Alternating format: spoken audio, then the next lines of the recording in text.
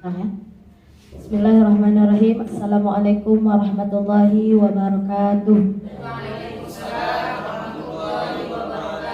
Alhamdulillahirabbil alamin. Allahumma shalli ala sayyidina Muhammad wa ala ali sayyidina Muhammad. Rabbi shrah li sadri wa yassir li amri wahlul 'uqdatam min lisani yafqahu qawli. Syukur kita kepada Allah Subhanahu wa taala karena pada siang hari ini kita diberikan kesempatan, diberikan kesehatan sehingga kita dapat berkumpul untuk mengikuti diseminasi aksi nyata modul 14 budaya positif yang nanti akan disampaikan oleh Ustadz Vicky Jordan. Salam beserta salam kepada Nabi Muhammad sallallahu alaihi wasallam. Allahumma shalli ala sayyidina Muhammad wa ala ali sayyidina Muhammad. Yang terhormat Ustazah Kepala Sekolah SMPIT Amanah Kota Sungai Buloh, Ustadz dan Ustazah yang hadir pada saat ini. Baiklah, tanpa memperpanjangkan mukadimah, marilah kita buka pertemuan kita siang hari ini dengan membacakan Ummul Quran. Bismillahirrahmanirrahim. Alhamdulillahirabbil alamin. Ar-Rahmanir Rahim. Maliki yaumiddin. Iyyaka na'budu wa iyyaka nasta'in. Ihdinas siratal mustaqim. Siratal ladzina an'amta 'alaihim ghairil maghdubi 'alaihim waladdallin. Amin. Selanjutnya marilah sama-sama kita dengarkan arahan dari kepala sekolah kepada Ustazah Hasrianti. Kami persilakan.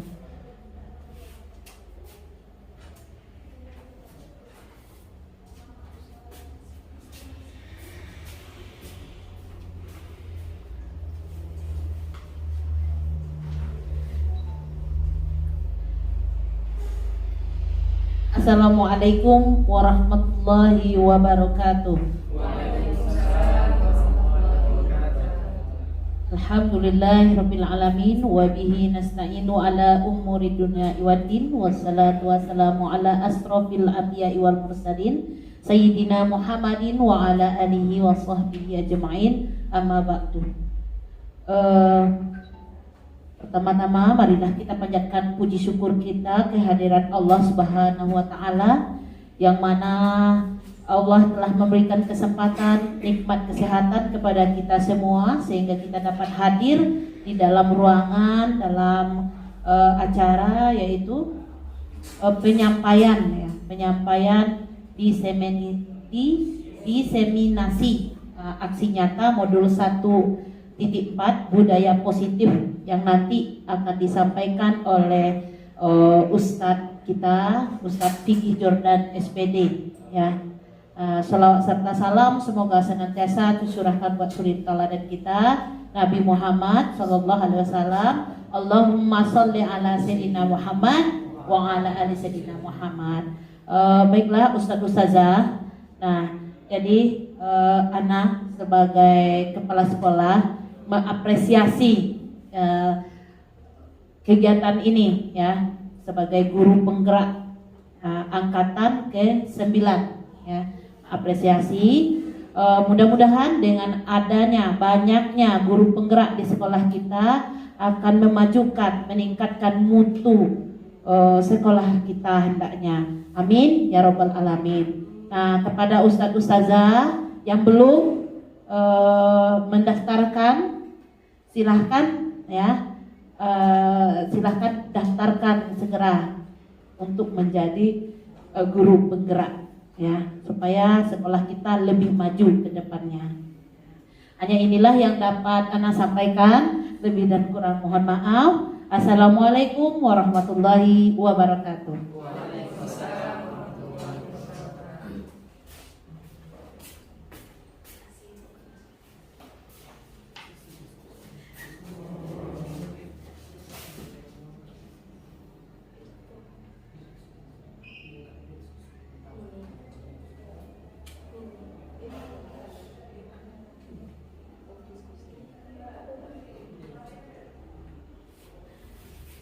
Ya, terima kasih kita ucapkan kepada Kepala Sekolah Titik Amanah Kota Sungai Penuh yang telah memberikan kata sambutan ataupun arahan kepada kita semua.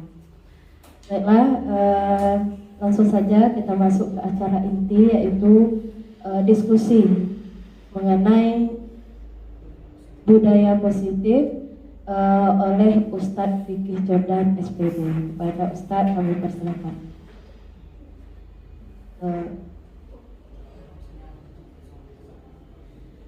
Nah, sebelumnya kita tutup terlebih dahulu acara pembukaannya. Nanti Ana serahkan kepada Ustadz Fikih. Ana mohon maaf apabila terdapat kesalahan. Assalamualaikum warahmatullahi wabarakatuh.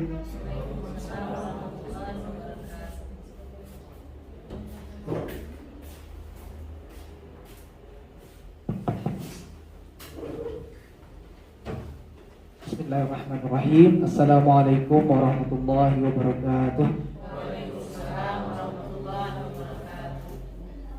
Sebelumnya terima kasih kepada Kepala Sekolah SMP Amanah dan Ustaz-Ustazah yang telah menyempatkan waktu untuk hadir pada diseminasi aksi nyata modul 1.4 budaya positif oleh kami Fikih Jordan dari SMP Amanah pada PGP Angkatan 9 Kota Sungai Penuh.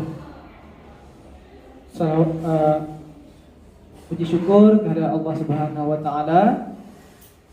Alhamdulillah berkat rahmat Allah kita bisa berkumpul di sini.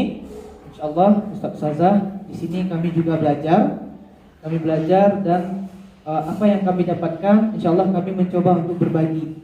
Jadi nanti apabila terdapat kesalahan atau kekurangan kita akan diskusikan bersama-sama.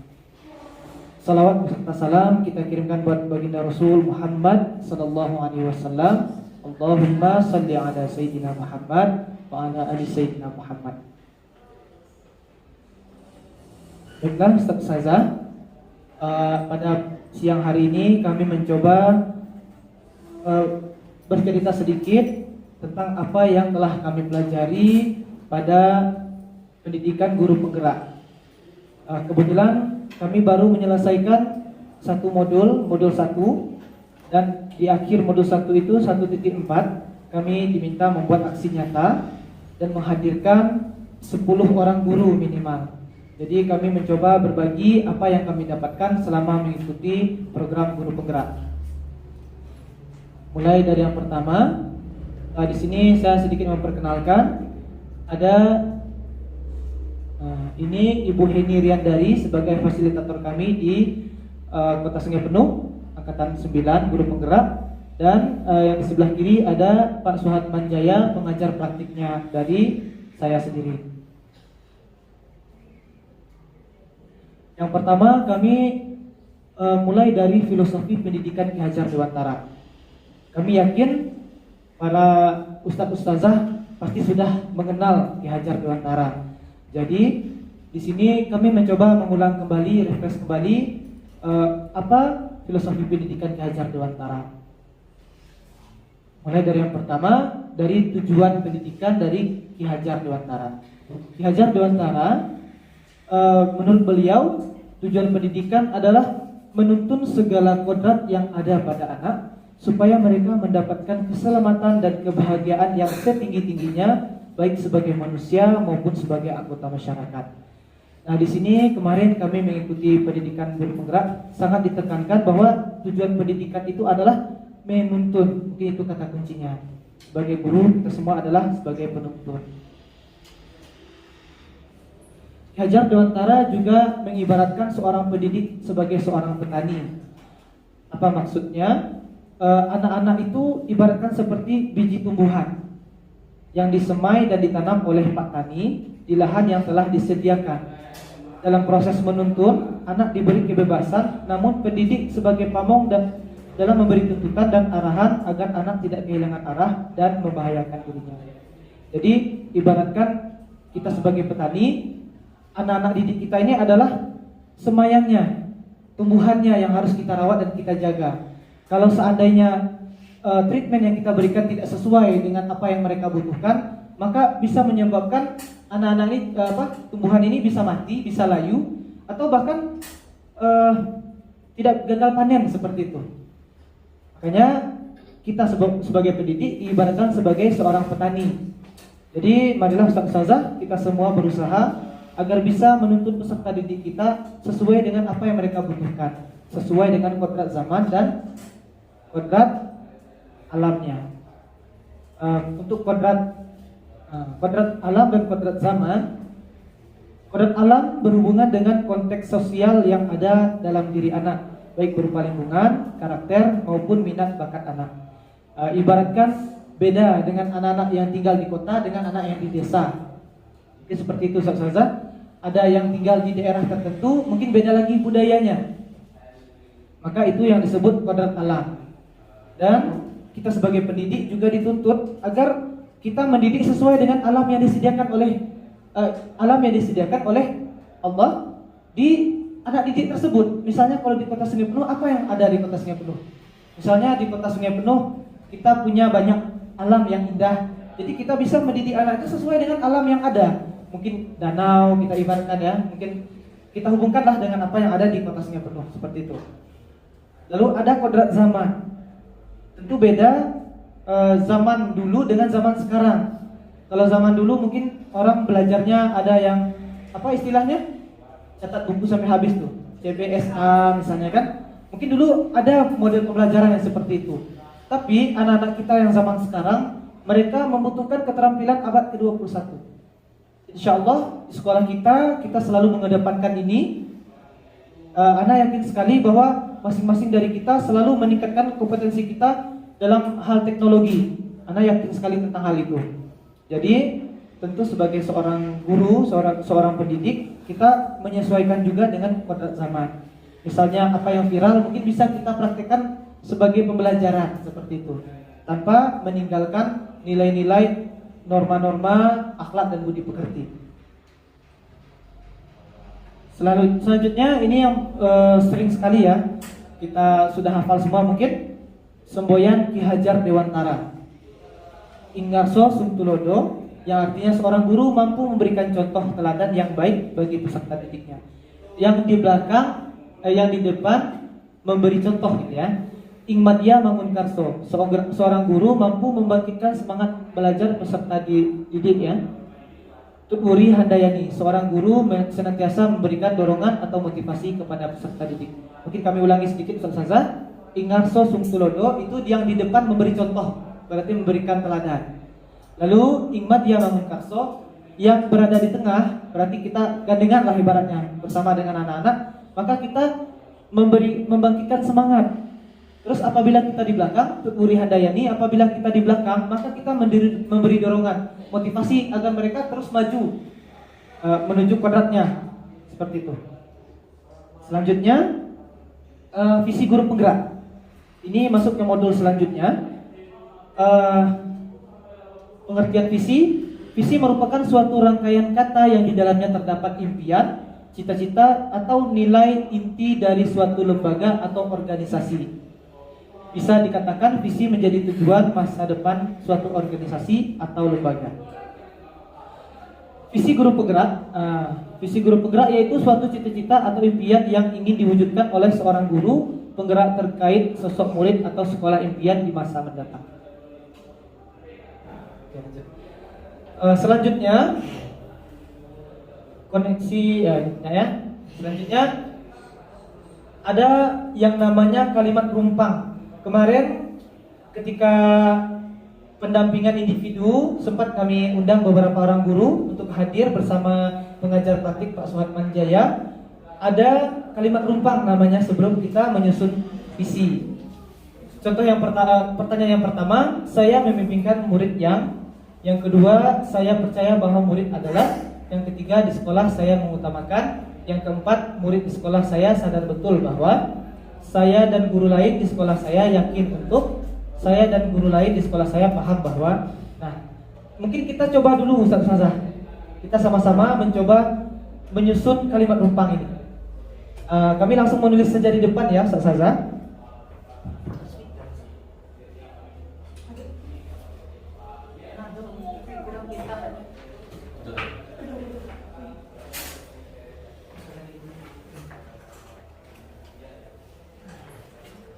Oke, sebelum kita melanjutkan ke tahap selanjutnya, kita akan mencoba menyusun kalimat rumpang versi kita.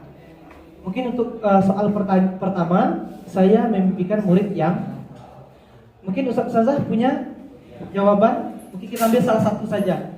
Siapa yang mau memberikan pendapatnya? Dua. Saya memimpikan murid yang kreatif. Ya, nomor 1 kreatif. Ada lagi Ustazah? Sopan. Selanjutnya ada Ustazah? Santun. Takwa? Iya, soleh ya. Soleh. Oke, kita cukup dulu untuk nomor 1, kita percobaan Ustazah. Pertanyaan nomor 2, saya percaya bahwa murid adalah apa? Pintar, mempunyai kompetensi ya Ustaz ya. Pintar. Ada lagi Ustaz? Mampu, cerdas.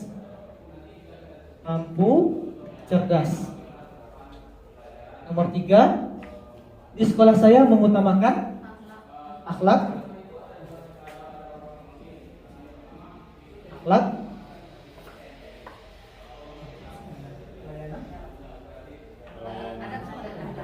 Adab. Pelayanan ya. Oke, nomor 4, murid di sekolah saya sadar betul bahwa dalam bentuk kalimat saja. Ilmu sangat penting. Ilmu penting. Apa tadi Ustaz? Adab ya. Adab lebih utama. Ada lagi Ustazah? Kita cukup dulu. Nomor 5, saya dan guru lain di sekolah saya yakin untuk berkolaborasi.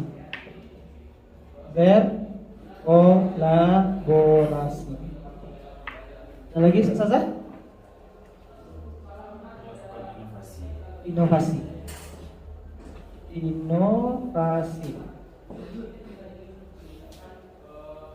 Ada lagi Ustazah? Berikan yang terbaik ya. Out ya Zah. Out. Oke.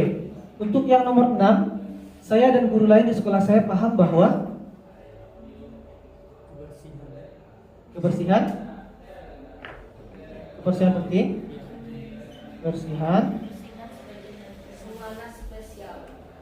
Semua anak spesial.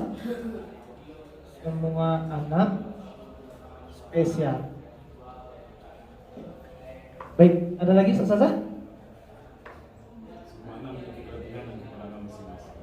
Ya. Semua anak punya kelebihan ya dan kekurangan. Oke, dari kalimat ini kita bisa menyusun visi kita, Ustazah. Dari kalimat yang seperti ini kita bisa, apa impian terbesar kita di sekolah kita? Berarti impian di sekolah kita yang pertama, kita sangat ingin anak-anak kita itu soleh, anak-anak kita kreatif, sopan dan santun. Jadi bisa kita susun kalimatnya. Terus kita juga ingin anak-anak kita mampu dan cerdas. Kita juga ingin akhlaknya, pelayanan kita dengan wali murid dan anak-anak juga out gitu. Jadi dari sini kita bisa merumuskan sebuah visi. Kita ambil contoh visi yang sesuai mungkin Ustazah, menjadi sekolah yang misalnya ada contohnya ya. Misalnya menjadikan sekolah sebagai tempat yang melahirkan generasi yang soleh, kreatif, sopan dan santun, serta memiliki wawasan yang luas misalnya ya. Bisa kita hubungkan dari membuat kalimat rumpang ini seperti itu Ustazah. Jadi dengan membuat kalimat numpang kita lebih mudah mengetahui apa visi kita yang sebenarnya. Mungkin itu. Untuk perumusannya mungkin kita bisa lanjutkan di waktu yang lain saja. Ini contoh saja. Lanjut di sini kami juga belajar kemarin tentang inquiry apresiatif atau lebih dikenal IA. Kalau sekarang ada AI, ini AI gitu ya. Jadi inquiry apresiatif adalah sebuah pendekatan kolaboratif untuk mengetahui kondisi suatu organisasi atau komunitas dalam mengembangkan perilaku suatu organisasi. Jadi di sini kami diminta membuat sebuah prakarsa perubahan seperti itu. Atau kalau dibuat itu ada istilahnya bagja. Jadi ini visi saya sebelumnya Ustaz Saza, mewujudkan peserta didik yang bertakwa, berkepribadian matang, bersungguh-sungguh dan memiliki wawasan yang luas. Oke, prakarsa perubahan yang sempat Ana buat kemarin berjudul meningkatkan kecakapan literasi digital di SMP Amanah.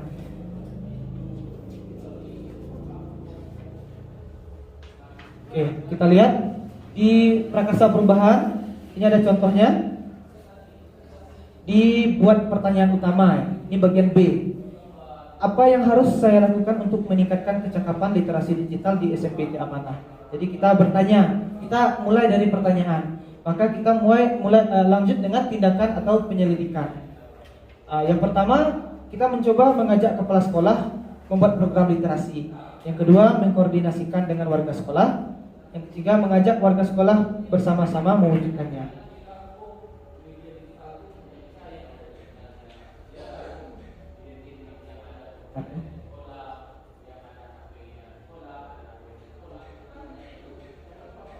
Oke, yang kedua, bagian A, ambil pelajaran. Jadi di sini kita dituntut untuk melihat adakah sekolah lain yang sudah berhasil seperti itu, atau ada tidak contoh yang bisa kita terapkan di sekolah kita.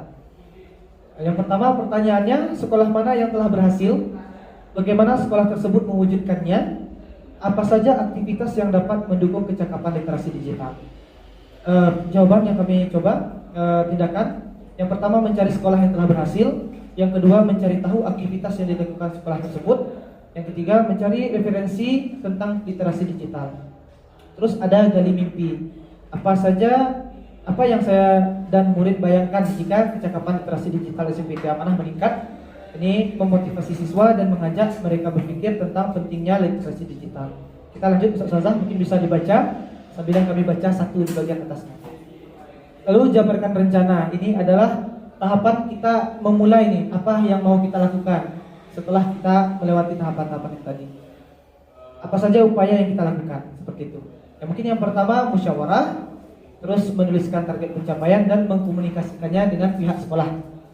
Selanjutnya kita eksekusi lagi, kita menerapkannya lagi. Siapa yang terlibat, kapan kegiatannya, siapa yang bertanggung jawab. Mungkin ada pihak sekolah mengatur jadwal dan merumuskan rincian tugas. Ini contoh prakarsa perubahan yang kami buat. Dan insya Allah kita sudah mulai di SMP, sudah ada desain poster juga, salah satu sebagai sarana kita untuk meningkatkan literasi digital peserta didik. Lanjut, Ustaz Sazah. Selanjutnya, ini ada quote ya dari Ki Hajar Dewantara. Dengan adanya budi pekerti, tiap-tiap manusia berdiri sebagai manusia merdeka, berpribadi maksudnya, mandiri, yang dapat memerintah atau menguasai dirinya sendiri. Inilah manusia yang beradab dan itulah maksud dan tujuan pendidikan dalam garis besarnya. Jadi tujuan garis besar pendidikan menurut Ki Hajar adalah budi pekerti tadi. Kita masuk ke materi selanjutnya tentang disiplin positif. Disiplin positif ini pengertiannya, disiplin berasal dari kata disiplina yang berarti disiplin mengacu pada disiplin diri yang memiliki tanggung jawab terhadap apa yang dilakukan berdasarkan nilai-nilai yang diyakini. Lalu disiplin positif adalah salah satu cara penerapan disiplin yang bertujuan untuk menumbuhkan kesadaran serta memberdayakan peserta didik tanpa imbalan penghargaan atau reward, ancaman atau hukuman. Jadi disiplin positif ini lebih ke bagaimana peserta didik disiplin, tapi mulai dari dalam dirinya sendiri, bukan karena pihak luar. Jadi motivasinya gitu, intrinsik gitu. Sebagai pendidik, tujuan kita dalam menciptakan peserta didik yang memiliki disiplin diri sehingga mereka berperilaku mengacu kepada nilai-nilai kebajikan universal dan memiliki motivasi intrinsik dari dalam. Seperti itu. Disiplin positif adalah pendekatan untuk menuntun kodrat anak agar berdaya dalam mengontrol diri dan menguasai diri untuk memilih tindakan yang mengacu nilai-nilai kebajikan. Di sini kami memasukkan ada beberapa teori. Ada teori kontrol. Teori kontrol dijelaskan bahwa yang bisa mengontrol seseorang adalah dirinya sendiri. Seseorang akan melakukan sesuatu atau tidak tergantung dari dalam dirinya sendiri. Orang tersebut sesuai dengan motivasi memenuhi dasar yang dimilikinya. Teori motivasi, perilaku yang ditunjukkan manusia pasti memiliki motivasi atau tujuan. Motivasi dibagi menjadi dua, internal dan eksternal. Lalu ada hukuman dan penghargaan. Hukuman dan penghargaan adalah salah satu cara mengontrol perilaku murid yang secara tidak langsung menghambat potensinya. Nanti kita akan bahas. Selanjutnya akan kita bahas tentang tidak semua reward yang kita berikan kepada peserta didik itu bermanfaat bagi peserta didik. Bisa jadi dengan seringnya kita memberikan reward, maka peserta didik ini menjadi tidak termotivasi dari dalam. Jadi mereka lebih termotivasi karena adanya suatu benda yang dihadiahkan tadi. Tapi tidak menutup kemungkinan reward itu perlu. Kita perlu memberikan reward, tapi tidak harus selalu memberikan reward setiap mereka melakukan sesuatu. Karena dengan memberikan reward itu justru akan menurunkan semangat peserta didik. Seperti itu Ustaz Saza. Kita lanjut. Di sini miskonsepsi tentang teori kontrol. Di sini ilusi ya. Ilusi bahwa semua penguatan positif efektif dan bermanfaat. Yang kedua, ilusi guru mengontrol murid. Yang ketiga, ilusi bahwa kritik dan membuat rasa bersalah mampu menguatkan karakter. Yang keempat, ilusi bahwa orang dewasa berhak memaksa. Mungkin kita akan bahas dari yang pertama, Ustaz Saza. Ilusi bahwa semua penguatan positif efektif dan bermanfaat. Terkadang ketika kita berada di suatu kelas misalnya atau di suatu lokasi di sekolah, melihat peserta didik, anggaplah mereka berbuat kesalahan, lalu kita memberikan penguatan, tapi belum tentu penguatan tersebut itu punya manfaat bagi peserta didik. Seperti itu Ustaz Saza. Nanti kita akan bahas lagi, boleh bertanya nanti. Misalnya tanpa kita bertanya dengan peserta didik itu, misalnya mereka terlambat ke sekolah, kita langsung mengatakan bahwa antum besok jangan terlambat ini. Intinya menyuruh mereka untuk tidak terlambat gitu. Dan kita mungkin menganggap itu bermanfaat, tapi belum tentu. Bisa jadi peserta didik tadi itu mereka punya hal lain yang membuat mereka terlambat. Jadi kita perlu bertanya, antum kenapa terlambat hari ini, seperti itu. Bisa jadi dia punya masalah, bisa jadi motornya mogok dan lain-lain. Mungkin itu selesai. Selanjutnya, ilusi guru mengontrol murid. Kita seringkali merasa, mungkin ini pribadi ya, kita merasa kita bisa menyuruh peserta didik seperti A, B, C. Tapi padahal mungkin mereka hanya mendengarkan kalimat kita saja, tapi tidak termotivasi untuk melakukannya untuk selanjutnya. Selanjutnya, ilusi bahwa kritik dan membuat rasa bersalah mampu menguatkan karakter. Kadang-kadang kita mengatakan, tolonglah gitu ya. Cobalah antum lihat, bunda antum sudah gini gitu, ayah antum sudah memperhatikan antum seperti itu. Tapi belum tentu dengan seperti itu karakternya justru tambah kuat. Mungkin kita perlu mengkaji dulu masalah peserta didik ini apa. Seperti itu Ustaz. Yang terakhir, ilusi bahwa orang dewasa berhak memaksa. Di sini juga Ustaz, masing-masing peserta didik mereka punya kehendaknya masing-masing. Nanti kita juga akan bahas tentang kebutuhan dasar manusia sesudah ini. Ini mungkin paradigma yang harus kita rubah dari stimulus respon ke pendekatan teori kontrol.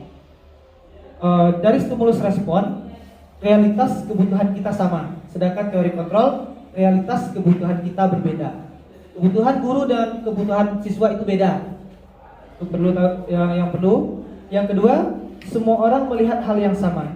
Tapi menurut teori kontrol, setiap orang memiliki gambaran yang berbeda. Lalu kita dari stimulus respon kita mencoba mengubah orang agar berpandangan sama dengan kita. Tetapi dari teori kontrol kita berusaha memahami pandangan orang lain tentang dunia. Yang keempat, Ustazah, berperilaku buruk dilihat sebagai suatu kesalahan. Namun dari teori kontrol, semua perilaku memiliki tujuan. Selanjutnya, orang lain bisa mengontrol saya. Tapi kalau menurut teori kontrol, hanya Anda yang bisa mengontrol diri Anda sendiri. Berarti anak tuh dia yang mengontrol dirinya, bukan guru. Selanjutnya, stimulus respon, saya bisa mengontrol orang lain. Sedangkan teori kontrol, kita tidak bisa mengontrol orang lain. Stimulus respon, pemaksaan ada pada saat bujukan gagal. Sedangkan teori kontrol, kolaborasi dan konsensus penciptaan pilihan-pilihan baru. Maksudnya kita mencari solusi saja. Dari stimulus respon, model berpikir menang kalah. Sedangkan teori kontrol, model berpikirnya menang-menang. Jadi kita tidak langsung menyalahkan peserta didik, tapi kita cari apa yang benar dan kita akan seleksi bagian mana yang salah. Nanti minta mereka sendiri untuk merubah apa yang salah itu. Kita lanjutkan, Ustazah. Di sini ada tadi kebutuhan dasar manusia sesuai dari yang ini tadi. Setiap orang memiliki gambaran yang berbeda, kebutuhan yang berbeda. Di sini kita akan lihat kebutuhan dasar manusia. Kebutuhan dasar manusia adalah segala sesuatu yang kita lakukan untuk mendapatkan apa yang kita inginkan. 5 kebutuhan dasar manusia. Yang pertama, bertahan hidup. Ini termasuk makanan, pakaian, tempat tinggal, dan keamanan dan kesehatan. Lalu yang kedua, kasih sayang dan rasa diterima. Rasa diterima, dipedulikan, berbagi, kerjasama, menjadi bagian dari kelompok. Terus yang ketiga, penguasaan, harga diri, keinginan untuk dianggap, memimpin, prestasi, diakui dan didengar. Yang keempat, ada kebebasan, mandiri, memiliki pilihan, mencoba hal baru, dan mampu mengendalikan arah dirinya. Terus yang terakhir ada kesenangan, bermain, humor, antusiasme, dan tertawa. Jadi Ustazah, ada 5 kebutuhan dasar manusia. Jadi ketika Anda kita misalnya melakukan kesalahan, maka kita lihat kebutuhan apa yang tidak terpenuhi. Kenapa mereka melakukan hal tersebut? Apa kira-kira yang mereka cari sehingga mereka melakukan kesalahan itu? Nah, kita lihat dulu nanti dari kebutuhan mereka, bagaimana cara kita mengisi kebutuhan mereka dengan jalur yang benar. Mungkin seperti itu, Ustazah. Selanjutnya, motivasi perilaku manusia. Untuk yang pertama itu ada contohnya untuk menghindari ketidaknyamanan atau hukuman. Lalu ada untuk mendapatkan imbalan, penghargaan dari orang lain. Nah, di sini 2 contoh ini adalah motivasi ekstrinsik. Itu dari luar. Sedangkan motivasi intrinsik adalah untuk menjadi orang yang mereka inginkan dan menghargai diri sendiri dengan nilai-nilai yang mereka percaya. Jadi bagaimana kita sebagai pendidik bisa memotivasi perilaku peserta didik agar mereka memang memiliki motivasi dari dalam dirinya sendiri, bukan dari luar, sehingga mereka berubah atas dasar keyakinan mereka, atas dasar kesadaran diri mereka. Selanjutnya, Ustazah, di sini ada berbagai bentuk konsekuensi atau hukuman ya. Ada bagaimana kita berperilaku dengan peserta didik ketika mereka berbuat salah. Nah, di sini ada 3. Yang pertama ada ini ya, hukuman.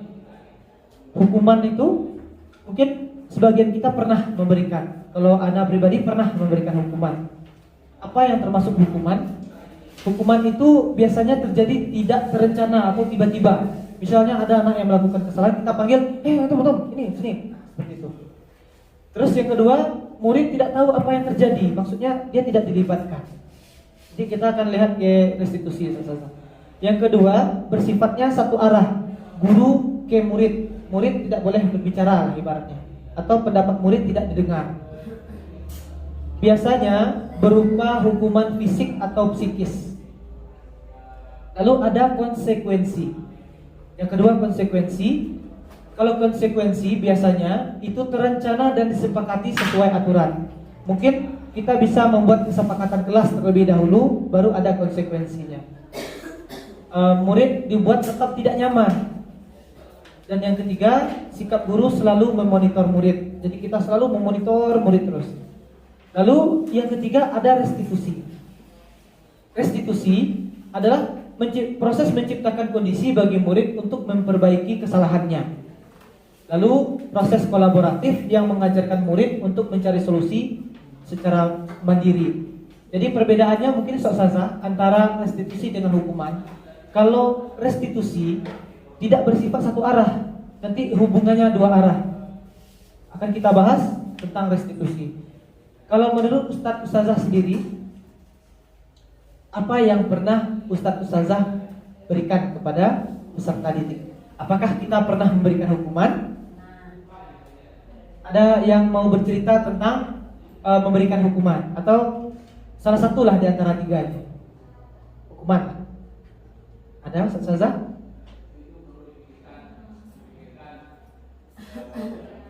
Oke, kita lanjut ya.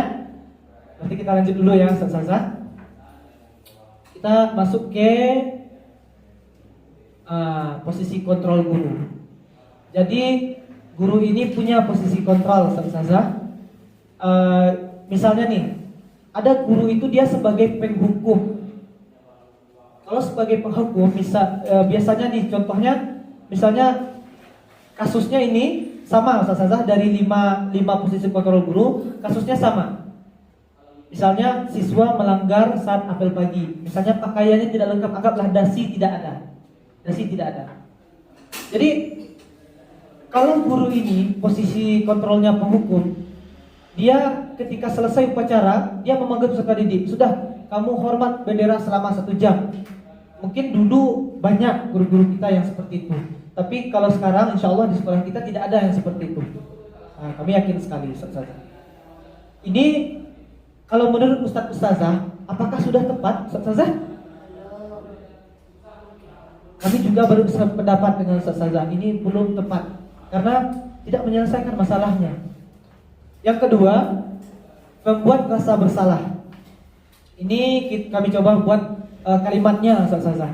Jadi ketika guru ini kontrolnya dalam membuat rasa bersalah, ini contohnya. Sudah sering Ustazah ingatkan, antum selalu saja mengecewakan Ustazah. Atau misalnya tentang siswa yang melanggar saat apel pagi. Itulah antum, kemarin sudah Ustaz ingatkan, ini Ustaz malu Ustaz rasanya, nanti kan Ustaz piket hari ini misalnya kan. Nanti Ustaz yang dimarahi oleh kepala sekolah seperti itu. Jadi anak-anak tuh ketika mendengarkan kalimat ini, salah diri mereka rasanya seperti itu. Mereka merasa bersalah. Lanjut, ada posisinya sebagai teman. Mungkin kalau ada rasa di sekolah kita banyak yang posisinya sama dengan ini, teman. Contohnya, Anda soleh, ayolah ikutilah aturan sekolah, gitu kan? Ya udah, tidak apa-apa, lain kali jangan diulangi lagi, gitu. Agak santai, yang jelas kita mengingatkan. Intinya, kalau posisi teman ini, peserta didik agak rileks lah mendengarkan nasihat dari kita. Selanjutnya ada pemantau. Nah, kalau pemantau itu biasanya sudah ada aturan sekolahnya. Ada aturan sekolah, mereka langsung, antum sudah melanggar aturan sekolah, antum tahu kan konsekuensinya. Setelah upacara segera beli atribut di dengan Ustazah Pupun seperti itu. Lalu yang terakhir ada manajer. Kalau manajer ini lebih ke gabungan mungkin Ustazah. Antum tahu kan kesalahan antum, kira-kira bagaimana antum memperbaiki kesalahan ini. Mungkin perbedaan manajer dari teman dan pemantau ini adalah kita menyuruh dia untuk mencari solusi sendiri. Bisa jadi dia juga solusinya sama, beli dengan Ustazah Puput, misalnya dasi misalnya kan. Bisa sama solusinya, tapi dari diri anak sendiri. Ini tuh bedanya dari posisi pemantau. Seperti itu saja. Selanjutnya kita juga akan belajar merumuskan keyakinan kelas. Kenapa disebut keyakinan kelas bukan peraturan kelas? Jadi gini saja. Kalau sebenarnya hampir sama keyakinan kelas dengan peraturan kelas. Namun bedanya kalau keyakinan kelas adalah kita meminta peserta didik itu mereka yang mengusulkan. Misalnya kita tidak boleh terlambat masuk kelas misalnya. Mereka yang bilang, nanti setelah dirumuskan beberapa, tidak perlu banyak-banyak, misalnya mungkin 5. Nanti kita akan evaluasi setelah kita tanya anak satu-satu, kita akan evaluasi apa kira-kira yang memang paling tepat di kelas. Kalau peraturan bisa jadi dia satu arah antara guru ke peserta didik. Dan peserta didik mengerjakannya secara terpaksa. Tapi kalau keyakinan kita rumuskan bersama-sama. Mungkin seperti itu Ustaz. Jadi pembentukan keyakinan kelas yang pertama sifatnya abstrak, berupa pertanyaan universal atau umum, dibuat dalam pernyataan positif sedikit saja agar mudah diingat, tidak perlu banyak-banyak, sesuai dengan kondisi kelas dan kondisi sekolah, dan semua warga sekolah atau kelas terlibat. Ini poin yang pentingnya, semua kita terlibat. Jadi tadi kita sudah membahas tentang restitusi. Restitusi di bagian ini saja. Maka kita akan lihat restitusi memiliki 3 tahapan. Sebelumnya kita harus tahu dulu apa itu restitusi. Kami juga banyak belajar ustazah, kemarin juga sempat mempraktekkan di kelas juga dipraktekkan, di luar kelas juga kami coba praktekkan segitiga restitusi ini. Jadi apa itu segitiga restitusi? Segitiga restitusi adalah suatu proses dialog yang dijalankan guru atau orang tua agar menghasilkan murid yang mandiri dan bertanggung jawab. Atau istilahnya dengan proses ini kita ingin peserta didik itu dia termotivasi dari dirinya sendiri untuk berubah menuju ke arah yang lebih baik. Jadi ada 3 tahapan. Yang pertama, Ustazah, mulai dari menstabilkan identitas. Yang ini ya, yang bagian bawah, menstabilkan identitas. Jadi kata kuncinya di sini, mungkin kita perlu mendialogkan dengan peserta didik dengan kalimat semacam ini ya. Setiap orang pasti pernah melakukan kesalahan. Atau kamu bukan satu-satunya orang yang pernah melakukan ini. Ibaratnya kita menyampaikan ke murid, membuat kesalahan itu tidak apa-apa. Karena kesalahan itu merupakan suatu proses agar dia untuk berubah, untuk suatu proses pembelajaran seperti itu. Terus tahapan yang kedua, validasi tindakan yang salah. Validasi tindakan yang salah, kata kuncinya, misal contoh kalimatnya adalah kamu tentu memiliki alasan kenapa melakukan itu. Maksudnya pasti peserta didik ini punya alasan. Jadi kita tanya, apa alasan mereka melakukan kesalahan itu? Yang kedua, adakah cara yang lebih efektif untuk mendapatkan apa yang kamu butuhkan? Tadi ada 5 kebutuhan manusia, mungkin bisa kita tanyakan alasan mereka melakukan kesalahan itu. Terus yang terakhir, menanyakan keyakinan. Menanyakan keyakinan, contoh kalimatnya adalah keyakinan kelas apa yang telah kita sepakati. Jadi kita penting sekali Ustazah, terutama guru kelas, kita penting sekali membuat keyakinan kelas itu. Sehingga kita bisa menanyakan dengan peserta didik apa yang sudah kita sepakati seperti itu. Terus kamu ingin menjadi orang yang seperti apa? Itu kata kuncinya. Jadi yang pertama kita menstabilkan identitasnya dengan meyakinkan mereka bahwa melakukan kesalahan itu tidak apa-apa, tapi harus berubah. Yang kedua, kita memvalidasi tindakan yang benar, yang salahnya apa. Terus kita minta anak itu mereka berubah dari dalam dirinya. Ibaratnya dia mau jadi yang seperti apa? Apakah yang dilakukannya itu salah? Kalau sudah salah, seperti apa yang harus mereka selesaikan? Apa yang harus mereka lakukan setelah membuat kesalahan itu? Ini kalau untuk di definisinya seperti ini Ustazah. Menstabilkan identitas berdasarkan prinsip membuat kesalahan adalah bagian dari proses pembelajaran. Bergeser identitas gagal ke identitas sukses. Lalu yang kedua, validasi tindakan yang salah. Berdasarkan prinsip setiap perilaku berupaya memenuhi suatu kebutuhan tertentu. Guru akan bergeser dari pemikiran stimulus respon menjadi proaktif sehingga mengenali dan mengakui kebutuhan murid, akan memperbaiki hubungan dengan murid. Terus menanyakan keyakinan, murid akan diberi pertanyaan-pertanyaan bermakna untuk memunculkan motivasi secara intrinsik. Jadi yang paling kita inginkan adalah motivasi dari dalam diri peserta didik. Selanjutnya, murid mampu mengaitkan keyakinannya dengan tindakan yang salah. Seperti itu, Ustazah. Baik, Ustazah, sebelumnya mungkin ada yang ingin ditanyakan. Kita masih punya waktu. Oh ya, sebelum kami lanjutkan, Ustazah, boleh bertanya dulu, nanti kami akan memunculkan contohnya dalam bentuk video. Ada yang ingin ditanyakan, Ustazah?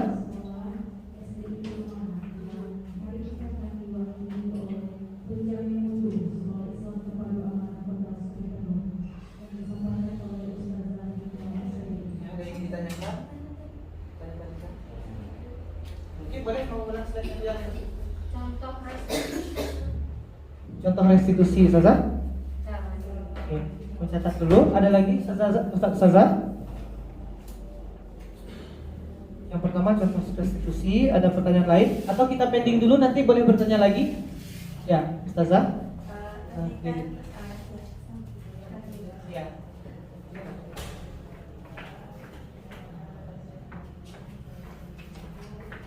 Assalamualaikum warahmatullahi wabarakatuh. Waalaikumsalam warahmatullahi wabarakatuh. Terima kasih Ustaz telah memberikan kesempatan Ana untuk bertanya. Di sini yang ingin Ana tanyakan, tadi Ustaz kan telah menjelaskan apa itu motivasi intrinsik dan ekstrinsik, tapi Ustaz tidak memberikan contoh detailnya gimana contoh kita untuk memberi motivasi yang intrinsik dan ekstrinsik tadi. Tadi kan cuma pengertiannya saja. Terima kasih.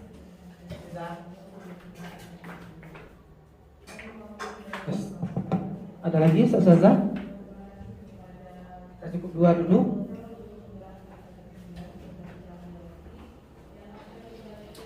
Oke. Baiklah, kami mencoba memberikan contoh dari ini dulu ya. Ini mungkin ada sebuah video, Ustazah, bisa ditonton terlebih dahulu. Video sudah kami buat kemarin, kebetulan kami membuat video tentang penerapan segitiga restitusi di sekolah. Ada dua contoh, Ustazah. Bentar ya.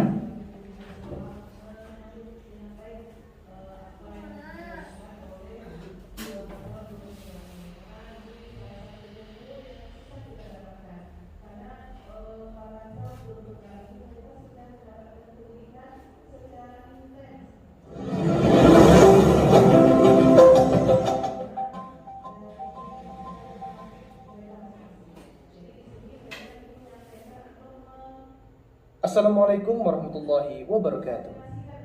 Saya Hasan. Yang keempat untuk memunculkan dengan tindakan yang salah. Mulai dari contoh yang Kasus pertama, pertama, tidur di kelas karena drakor. drakor.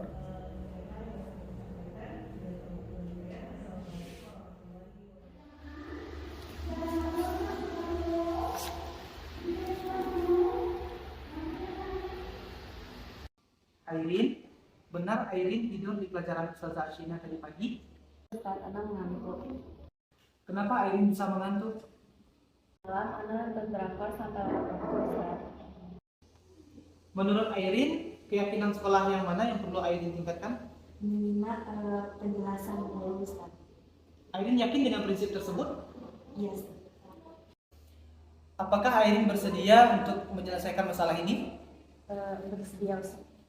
Kira-kira bagaimana cara Airin menyelesaikan masalah ini? Ana akan tidur lebih awal dan membuat alarm sebelum waktu subuh Ustaz. Berarti Airin untuk kedepannya akan membuat alarm dan juga akan tidur lebih awal. Semoga Airin tidak akan tertidur lagi di dalam kelas ya. Kasus kedua, bertengkar dengan teman. Jangan. Siang Akil. Kira-kira apa yang telah dilakukan pada Ian? Ana telah kuliah dan Kira-kira kenapa Ian melakukan itu? Ana tidak suka karena gaya dia terlalu sombong dan Ustadz juga tidak suka dengan orang-orang yang terlihat sombong. Tapi apakah hal yang Akil lakukan sudah sesuai dengan keyakinan sekolah kita? tidak dan Kira-kira keyakinan sekolah apa yang perlu Akil tingkatkan?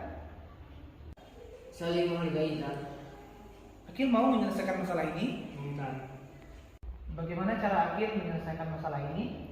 Ana akan meminta maaf kepada Ian seterusnya dan Oke, nanti Ustadz akan temani Akil meminta maaf kepada Ian.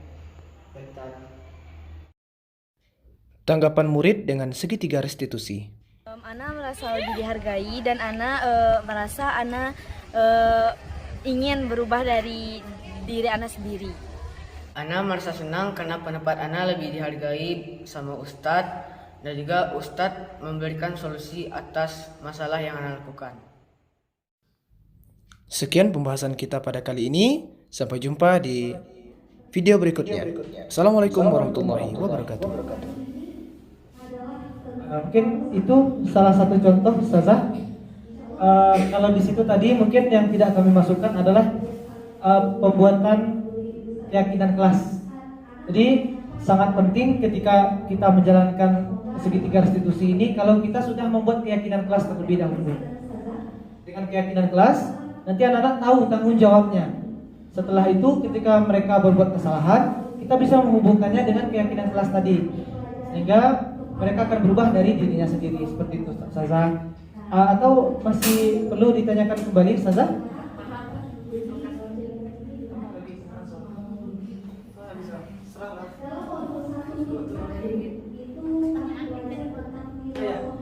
Oke, terima kasih Ustazah Salwati sudah bertanya.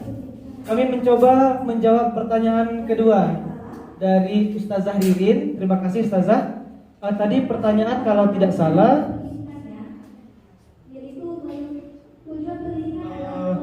pada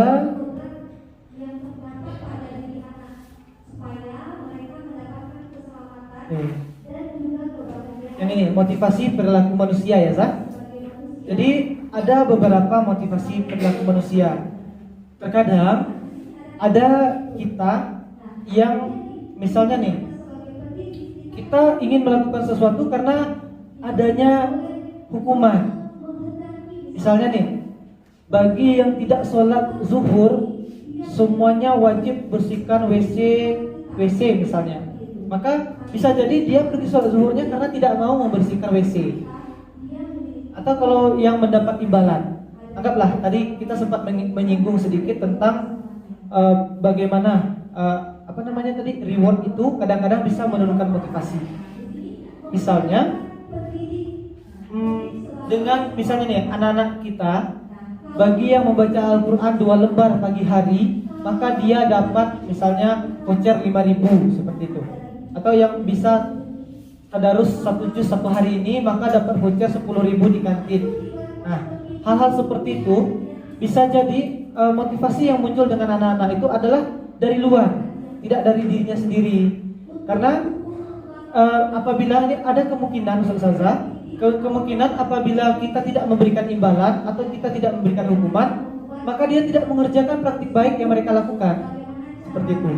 Makanya sangat dibutuhkan motivasi intrinsik tadi.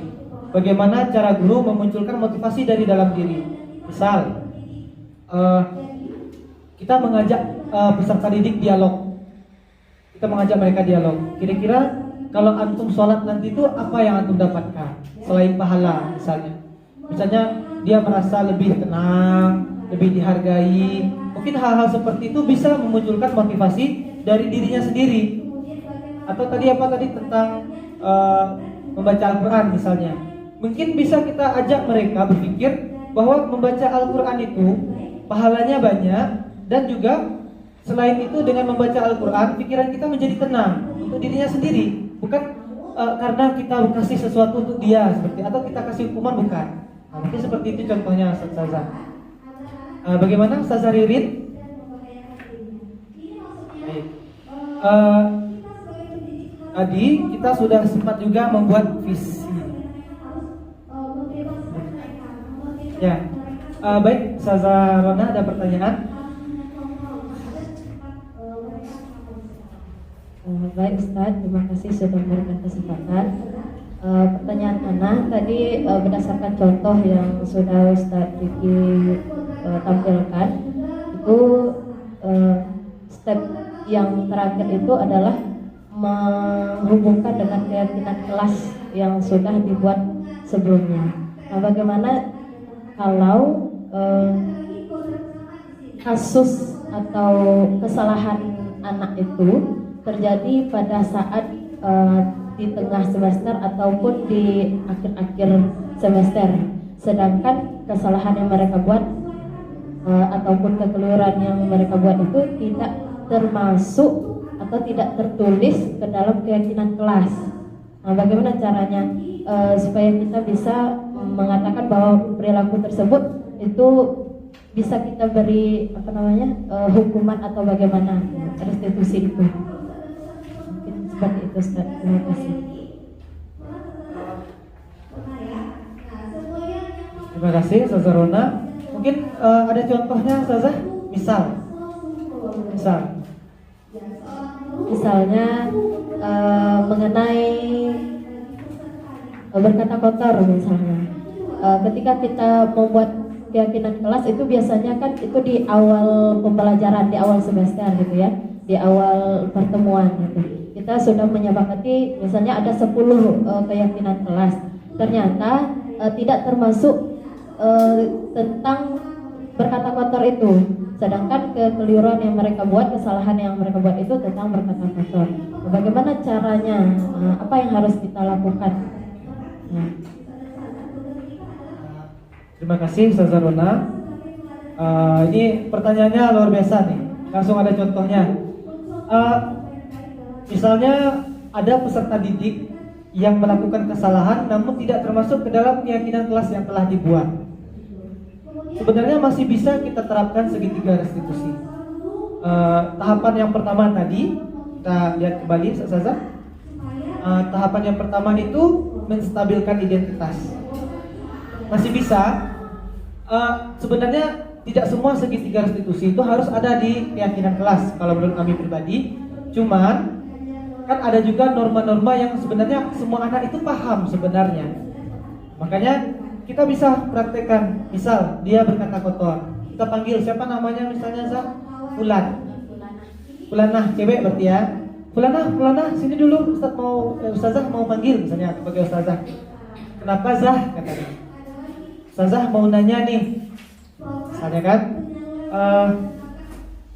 antum jujur ya sama Ustazah gak marah nih, Ustazah nanya aja misalnya. Yang penting buat situasi dulu untuk menstabilkan identitas ini. Sebenarnya kalau pendapat kami pribadi itu adalah situasi yang nyaman, sehingga peserta didik itu bisa leluasa cerita dengan kita, menuangkan apa. Ustazah gak apa-apa nih cerita ya dengan Ustazah gak marah. Tadi antum ngomong apa di situ misalnya kan? Mungkin dia berkilah dikit dulu. Gak ada Zah gitu kan? Terus kita tanya, gak apa-apa cerita aja dengan Ustazah gak marah. Terus mungkin dia cerita, ya Zah tadi Ana ngomong kotor misalnya. Oh, antum ngomong itu misalnya kan? Kira-kira Fulan boleh gak kita? Nah, apa alasan antum melakukan itu misalnya? Kenapa antum ngomong itu? Mungkin dia akan jawab, tadi itu Zah dia tuh ngejek Ana. Atau Zah tadi tuh Ana misalnya adalah kawannya yang mengganggu misalnya kan, terus dia keluar kata-kata yang mungkin dari kebun binatang juga keluar, anggaplah seperti itu. Terus kita tanya lagi, ada cara yang lebih baik dari itu misalnya, ada nggak cara yang lebih baik dari itu untuk menyelesaikan masalahku? Sebenarnya nggak juga Zah misalnya kan, mungkin dia akan sadar juga tuh. Terus kita tanya, kira-kira betul gak yang antum lakukanku? Nah, ini maksudnya tadi kan tidak ada menanyakan keyakinan tuh Zah. Jadi bisa kita tanyakan seperti ini, kira-kira yang antum lakukan itu sudah betul gak? Menyinggung perasaan teman gak gitu misalnya. Sebenarnya mungkin dia akan menjawab tuh, kalau Ana digitukan mungkin Ana juga marah Zah seperti ini. Tapi Ana tadi sudah terlanjur, anggaplah seperti dia menjawab seperti itu. Nah sekarang kita tanya lagi, kira-kira kalau antum tahu itu salah, antum maunya seperti apa setelah ini? Mungkin anak istighfar dulu Zah, misalnya. Ya anak mohon ampun dulu dengan Allah. Atau misalnya kalau memang dia tidak muncul, atau antum mau istighfar nggak? Misalnya boleh kita yang memunculkan solusi itu boleh. Cuman kita harus menanyakan dari dia mau nggak itu, Bang. Akhirnya dia istighfar, mungkin solusi pertamanya dia istighfar. Yang kedua, mungkin temannya yang tadi sempat diomonginya dengan kalimat yang kasar ini atau kotor tadi itu, mungkin kita tanya, terus kalau dengan dia nih antum mau ngapain setelah ini? Karena minta maaf misalnya. Ya udah pergilah minta maaf, seperti itu. Mungkin bisa seperti itu Ustazah Rona. Bagaimana Ustazah Rona? Ustaz, terima kasih. Baik Ustazah. Ada pertanyaan lagi Ustazah? Kalau tidak ada, Ana ingin bertanya. Ada Ustazah Nike ya?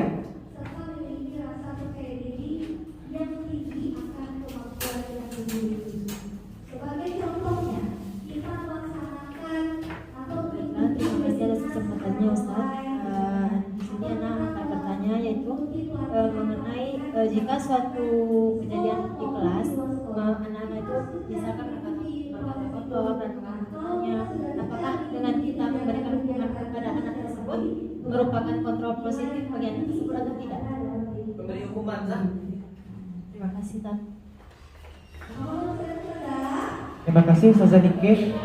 Pertanyaan Ustazah Nike, apabila anak-anak melakukan kesalahan di kelas, apakah kita beri hukuman itu positif atau tidak, seperti itu. Jadi sebenarnya Ustazah, kalau kita ibaratkan restitusi ini hampir sama dengan hukuman sebenarnya. Cuman bedanya kalau hukuman yang kita sebut hukuman tanda kutip ya, itu lebih ke satu arah. Tadi misalnya ada anak berkata kotor, tuh sini istighfar tuh, langsung aja gitu kan, langsung. Tapi bedanya dengan restitusi, tahapan restitusi ini, kita tanya mereka, kira-kira yang mereka lakukan itu benar atau salah. Jadi ibaratnya tuh, kalau hukuman bisa jadi mereka mengikuti hukuman yang kita berikan tanpa sadar. Tapi kalau restitusi, mereka sadar apa yang kesalahan mereka, makanya mereka dapat suatu treatment ini. Mungkin itu bedanya mungkin Ustazah Nike. Sebenarnya yang kita lakukan sehari-hari itu tidak sepenuhnya salah juga, hampir mirip sebenarnya. Cuma tahapan yang kita lakukan tuh agak sedikit beda caranya. Lebih ke menghargai pendapat anak-anak, tapi kita juga yang salah tetap kita bilang salah Ustazah, yang benar tetap benar, seperti itu. Mungkin Ustazah, bagaimana Ustazah Nike? Terima kasih Ustazah Nike. Baik Ustazah, ada lagi pertanyaan kira-kira? Boleh Ustazah? Boleh satu lagi? Oke Ustazah ini. Baik, terima kasih atas kesempatannya Ustaz Diki. Ini mungkin studi kasus ke kelas. Ada kejadian, misal ada seorang anak yang takut atau trauma sama seekor binatang. Terus teman-temannya tiba-tiba ngasih. Anak tersebut sampai menangis sejadi-jadinya takut. Terus mengadu dengan wali kelasnya atau guru kelas lah yang ada. Tapi tidak mendapat tanggapan. Antum masa cowok nangis sih gitu. Apakah segitiga restitusi itu berlaku untuk mereka juga atau ke kita juga berefek sebagai seorang pendidik atau hanya kepada anak, seperti itu? Terima kasih atas kesempatannya sedikit.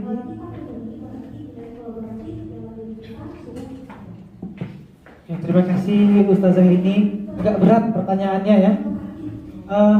Tadi misalnya ada seorang anak yang takut cicak misalnya, terus temannya memberikan cicak dengan anak tuh, terus anak tuh mengadu ke wali kelas. Tapi tanggapan wali kelas hanya cowok tuh harus kuat, seperti itu ya. Oke, kalau kita lihat dalam kasus ini sebenarnya yang perlu dipanggil itu anak yang memberikan cicak itu juga perlu dipanggil. Itu yang pertama.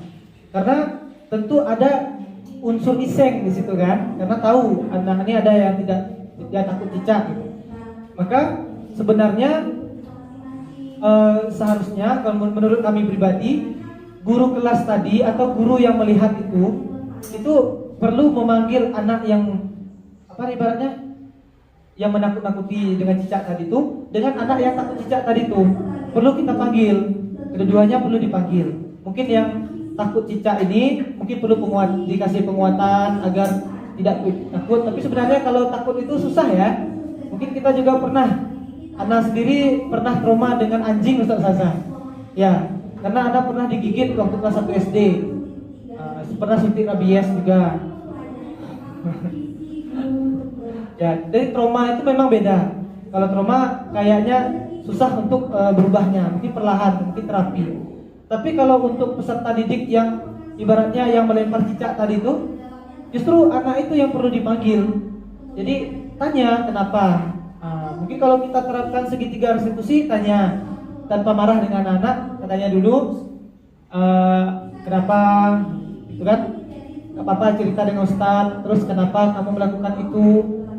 Kira-kira bagus, baik enggak? Ada yang terzolimi atau tidak gitu. Kira-kira kalau antum salah, apa solusi yang antum punya? Minta maafkah misalnya kan? Dan itu bisa kita arahkan. Dan kalau menurut kami manfaatnya, manfaatnya bukan hanya dirasakan oleh peserta didik, manfaat akan dirasakan juga oleh guru bidang studi atau guru kelas. Kenapa? Karena dengan kita menyelesaikan dengan segitiga restitusi, kita akan lebih menghargai anak lebih menghargai kita. Terus ketika anak berubah dari dalam dirinya, insya Allah hal tersebut tidak akan terulangi lagi.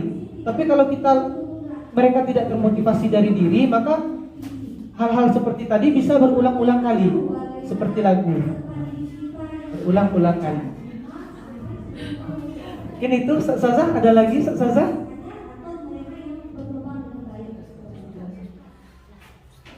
Ada Ustaz? Satu besa. Ada anak bertanya. Oke, anak coba kita refleksi sebentar ya Ustazah. Anak yang bertanya Ustazah. Misalnya nih, ini tentang tahapan segitiga restitusi. Anak akan membuat sebuah kalimat. Ustazah, ingat saja menstabilkan, validasi atau menanyakan keyakinan. Kira-kira tahapan yang mana? Boleh baca dulu Ustazah? Kenapa ya? Menstabilkan identitas, validasi tindakan, atau menanyakan keyakinan. Coba kita coba Ustazah menebak kalimat ini. Kira-kira apa?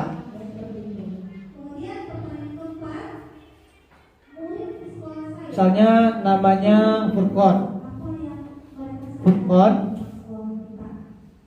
Antum cerita dengan Ustadz ya apa yang terjadi hari ini. Ustadz tidak marah kok.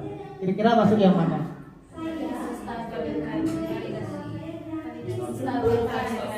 Menstabilkan identitas.